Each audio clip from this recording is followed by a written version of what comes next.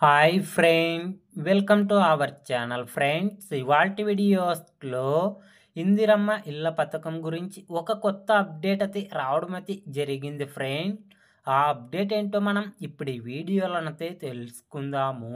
మీరు ఈ వీడియోని ఎక్కడ స్కిప్ చేయకున్నట్ల చివరి వరకు చూడండి ఫ్రెండ్.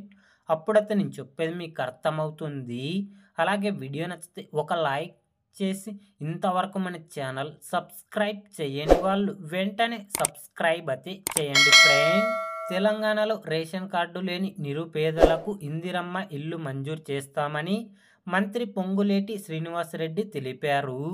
ఈ మేరకు రాష్ట్రంలో నూతనంగా ఏర్పాటు చేయనున్న ఇందిరమ్మ కమిటీల ద్వారా నిజమైన అర్హులను గుర్తిస్తామన్నారు. విజయదశమి నాటికి ఆ కమిటీలను అందుబాటులోకి తీసుకొస్తామన్నారు. గ్రామ స్థాయి కమిటీలో సర్పంచు, పర్సన్ ఇన్ఛార్జి, గ్రామ కార్యదర్శి, ముగ్గురు సేవా కార్యకర్తలుంటారని మంత్రి తెలిపారు. అవసరమైతే ఇళ్ల సంఖ్య పెంచుతామన్నారు. అక్టోబర్ 15 నుంచి లబ్ధిదారుల ఎంపిక ప్రక్రియ చేపట్టనున్నట్లు వెల్లడించారు. గత ప్రభుత్వ హయాంలో పూర్తయిన డబుల్ బెడ్రూమ్ ఇండ్లను అర్హులకు అందించే అంశంపై కేబినెట్లో చర్చించి త్వరలోనే నిర్ణయం తీసుకుంటామని తెలిపారు. అర్హులైన ప్రతి ఒక్కరికి ఇందిరమ్మ ఇండ్లు నిర్మించి ఇవ్వనున్నట్లు తెలిపారు. వచ్చే నెల 2 నుంచి అర్హులకు హెల్త్ కార్డులు, రేషన్ కార్డులు పంపిణీ ప్రక్రియ చేపట్టనున్నట్లు తెలిపారు. మంత్రి ప్రకటనతో ఇండ్లు లేని నిరుపేదలు హర్షం వ్యక్తం చేస్తున్నారు. త్వరగా ఇండ్లు మంజూరు అయ్యేలా చూడాలని కోరుతున్నారు.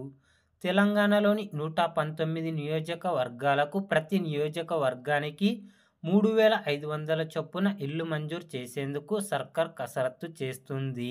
రాష్ట్రంలో తొలి విడతలో 4.5 లక్షల ఇల్లు నిర్మించాలని ప్రభుత్వం టార్గెట్గా పెట్టుకుంది.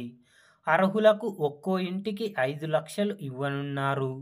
ఎస్సీ, ఎస్టీలకు మరో 1 లక్ష అదనంగా కలిపి 6 లక్షలు అందిస్తామని ప్రభుత్వం ఇదివరకే ప్రకటించారు. రేషన్ కార్డులు అలాగే ఆరోగ్యశ్రీ కార్డులు వచ్చే నెల 2 నుంచి అర్హులకు డిజిటల్ హెల్త్ కార్డులు అలాగే రేషన్ కార్డులు పంపిణీ చేయబోతున్నట్లు సమాచారం రావడం అయితే జరిగింది ఫ్రెండ్. ఇందిరమ్మ ఇళ్ల పథకం గురించి ఏ చిన్న అప్డేట్ వచ్చినా వెంటనే తెలుసుకోవాలి అంటే వెంటనే మన ఛానల్ని సబ్స్క్రైబ్ అయితే చేయండి friends. Thank you for watching my video.